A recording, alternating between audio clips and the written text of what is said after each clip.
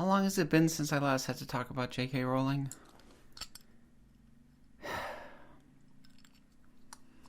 Not long enough.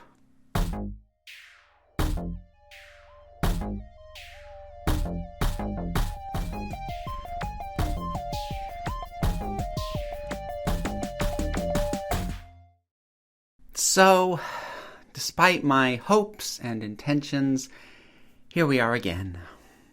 And here we may be again in the future. I don't know. I've stopped telling myself, you're done now talking about this thing because, things just keep popping up. Although this video is a little bit different than the last few times I've talked about Ms. Rowling because despite the timing and what you might think, this is not about her recently released thriller, which features a serial killer that is a man in a dress that is sneaking into women's spaces in order to kill them. No, I'm not really interested in talking about that. It's been picked to death elsewhere. Instead, I want to talk about how the actions of others, and in some cases the fan base, helped create the situation that we are now in. Now, I want to be very clear. I am not, over the course of this video, no matter what you hear from me, absolving J.K. Rowling of her views or her actions up until this point. I am going to be talking about how other factors, some of which people like myself, honestly, had some degree of control or at least impact on, contributed to everything, but ultimately at the end of the day, her beliefs are her beliefs. They are not because of someone else. They are the viewpoint she has chosen to embrace, and she has chosen to use her voice and her platform to amplify those views. And that is on her. No matter what, that ultimately is on her. And also, I am not going to be debating the finer points of her specific beliefs. It really frustrates me when I try and have broader conversations and people try and bring up or get me to try and debate and rebuke every specific claim that she makes. If you want videos done that, they've been done by other people. I'm not interested in doing that. So, going by the thumbnail and the title, I think there are two major areas that I want to talk about on how the actions of other people, even some people who consider themselves fans of Harry Potter, if not J.K. Rowling herself, contributed to where we are right now, with her having really dug her heels in and decided that this view of transness that she has is not only a hill she is prepared to die on, it's a hill she is prepared to build Hogwarts Castle on top of. So, one of these aspects is something that I've heard talked about elsewhere. One of them I really haven't. So let's deal with the first one. I have seen it pointed out, for example, by Jessie Gender, and I'll link to her video. I swear she's not secretly sponsoring these videos. She's just a friend, and I really, really like her work.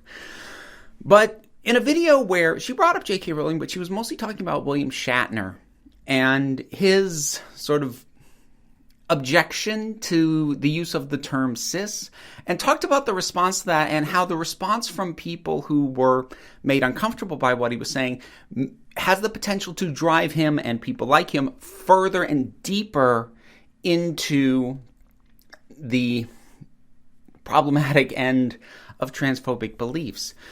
Without going point for point, but trying to summarize, what can happen with someone who, for whatever reason, either through a lack of information, a misunderstanding, not having in their own personal life a point of reference for transness who might be able to better explain these things, when someone like William Shatner or J.K. Rowling makes a public statement, or in the case of J.K. Rowling's timeline of transphobia, starts liking or following people who espouse those ideas, there is a point at which people going, hey, don't do that, can actually push those folks deeper.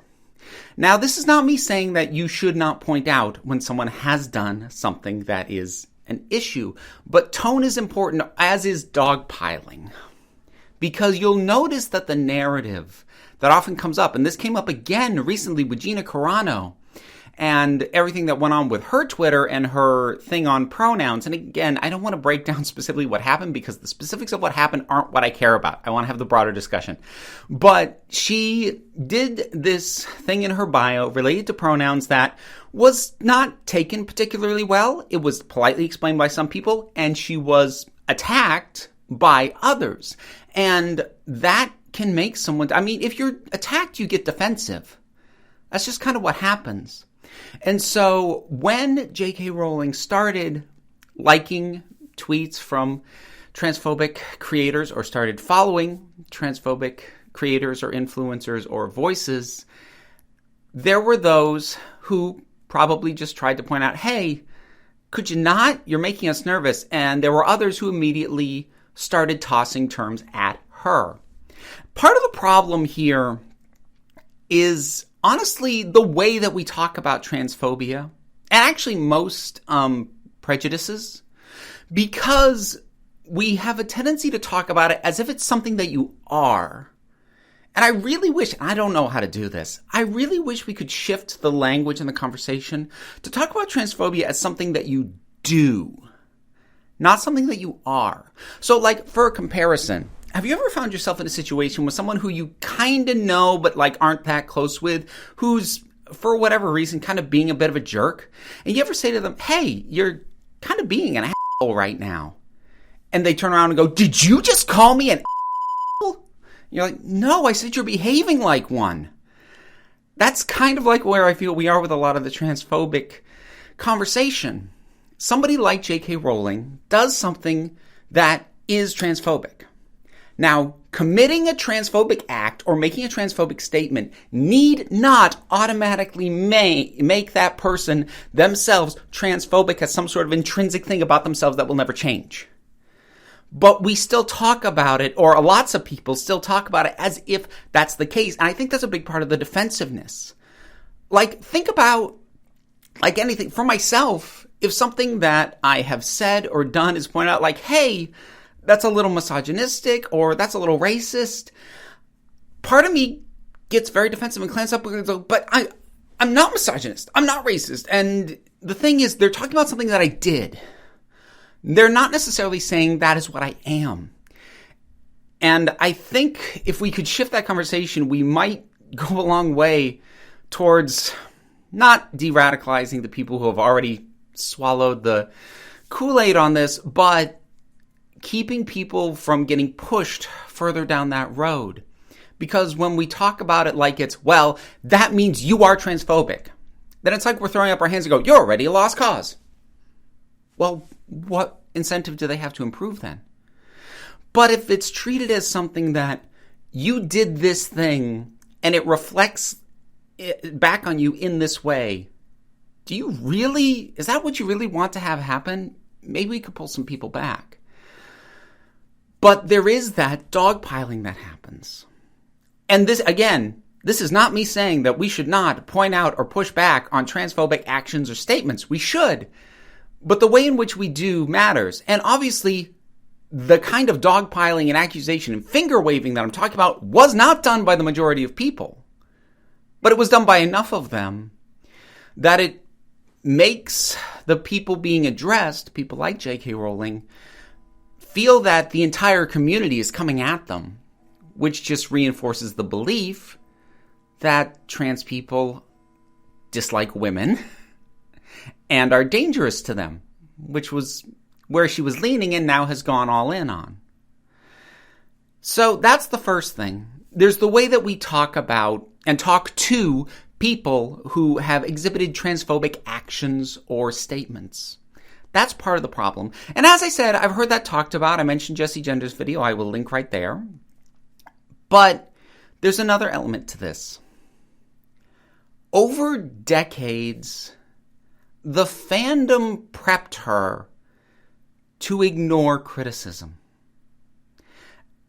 And let's be clear, I don't think anybody in the fandom could have known where this was ultimately going to lead to. So it's not like we could have seen it while we were in it. But looking back on it now, I look at the way the fandom rallied around her at earlier points, well before any of this. You look back when Harry Potter first got big, where did the big pushback come from? Well, I can't speak for the UK, but in America at least, the big pushback came from fundamentalist Christians who believed that it was espousing Satanism, that witchcraft would somehow lead kids to worship Satan. I don't know, I can't follow the logic, but like that was a thing. And there were attempts, and in some municipalities or states, at least brief successes in getting the book banned, removed from libraries, keeping it out of the hands of kids. Now, all of these accusations were absolutely ridiculous. And what did the fandom do? We rallied around Ms. Rowling, and we said, don't listen to them. They're wrong. What you've done is wonderful. Don't listen to the hate.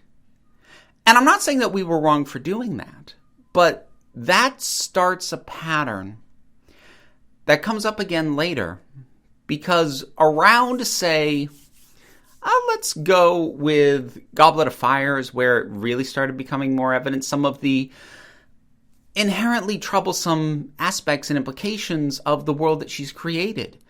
There are a couple, but the two that I'll highlight briefly, there's the Goblins, and obviously the Goblins were introduced in the very first book, but they keep recurring, so this keeps getting reinforced. The Goblins, they tread in a lot of anti-Semitic visuals and tropes, and this may be accidental. I'm not projecting intent on her, but the simple reality is they bear a lot of hallmarks of stereotypical anti-Semitic imagery. Large hook noses, greed. Every single goblin that we encounter works at a bank, is a money changer, is cunning, and you shouldn't trust them. So there's that, and then there's the House Elves. Demonstrably a slave race. A slave race that doesn't want to be freed because they're happier being slaves. And the one character who thinks that that's wrong gets continually, at best, just tolerated, like, oh, okay, it's fine that you think that. And at worst, shut down by pretty much every other character in the story. And she never really gets vindicated. She never really gets validated that what is happening to the House Elves is wrong. And unfortunately, that pit got dug a little bit deeper when we get to the Fantastic Beasts films, and they tied House Elves to jazz culture in the 1920s in America, and jazz culture was dominated, especially at that point in time, by black people. So we have now just much more directly made the comparison of house elves to black people and the history of slavery there, and yet you are continuing to portray them as people who would rather be slaves than be free. But when that would get pointed out by some fans, or sometimes people outside the fandom, what did the majority of the fandom, including myself, do? We said, well, you didn't mean it that way. We don't think it's hateful. You don't have to listen to that criticism. Because we didn't want to taint something that we loved. And in an effort to self-protect something that we have put a lot of emotional investment in, we also insulated the creator. We insulated the author. And so now we've begun a pattern. Initially against the bizarre fundamentalist religious issues with Harry Potter, saying, you don't have to listen to that.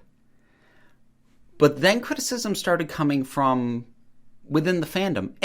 At the time when it first started happening, a minority of the fandom, but from within the fandom. And what did we say again? You don't have to listen to them.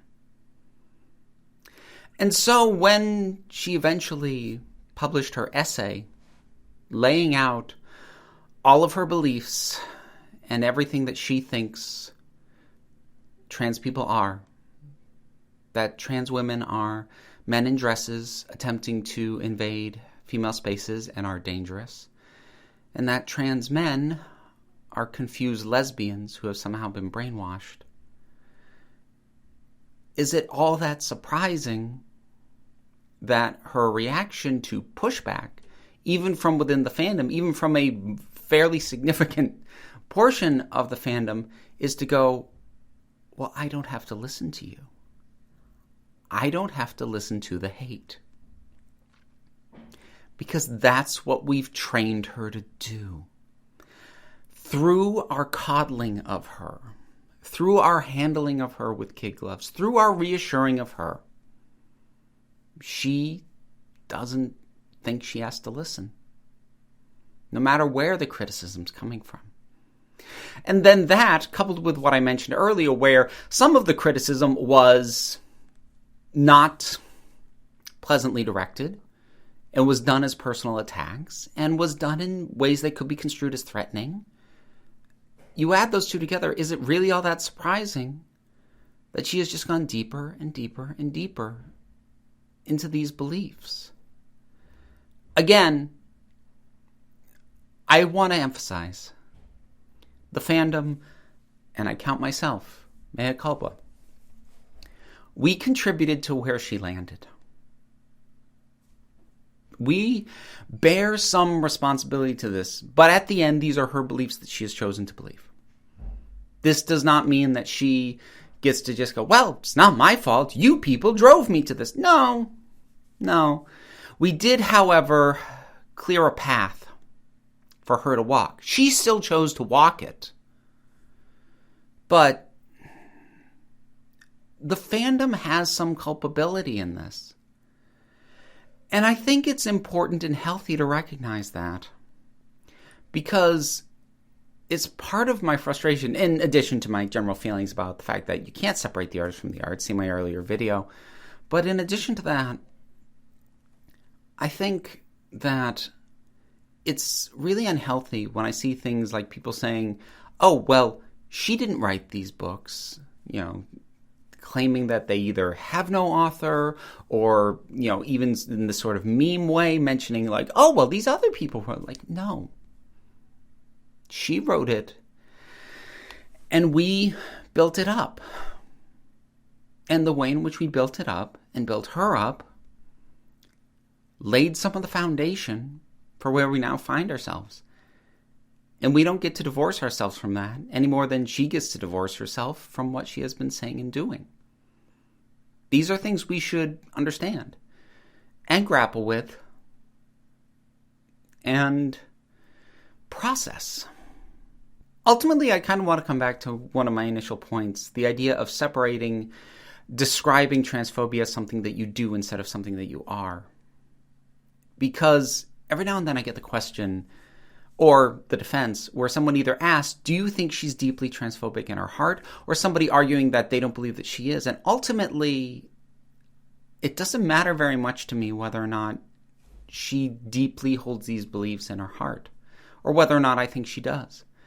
Because her actions, the things that she says, and putting them on a platform of her size, are transphobic actions that cause harm to a marginalized population of trans people. Whether or not she is transphobic, deeply, wholly in her heart doesn't matter, and it does not reduce the damage of what she is saying and what she is doing. Is JK Rowling transphobic? Well, I made a video last year where I said yes. These days, I would probably not answer it in that way. My answer wouldn't really change, but I would say she is committing transphobia. That is a thing that she is doing. It's also, in theory, a thing she could stop doing.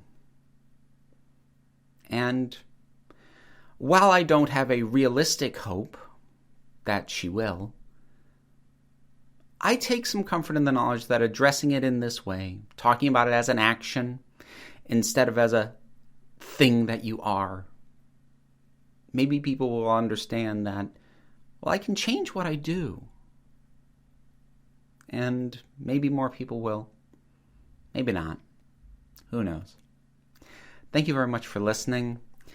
And if you've stuck all the way through this, an extra big thank you. I have a Patreon, which is actually how I'm making my living and paying my bills these days. And if you wish to contribute to what I do, I would greatly appreciate any assistance you can lend. Even if you're not able to do that, liking, sharing, subscribing, and commenting, please. The comments on videos like this mean a lot to me. Be respectful, even if you disagree with me. And also, even if you agree with me, I've seen some people agreeing with me getting very uppity at other commenters. Don't do that either. Just no personal attacks, please. Not me, not other commenters, not even Ms. Rowling. Let's talk about what's going on. Let's not make it about demonizing individuals. Because like I said, at this point, that tends to just drive the wedge a little bit more. But please do leave your thoughts, and let's talk about it. Now, the main thing that I want you to remember is you are beautiful, you are valid, you are loved. And at the end of the day, you are the council. I am only running the meetings. Until next time, this council is adjourned.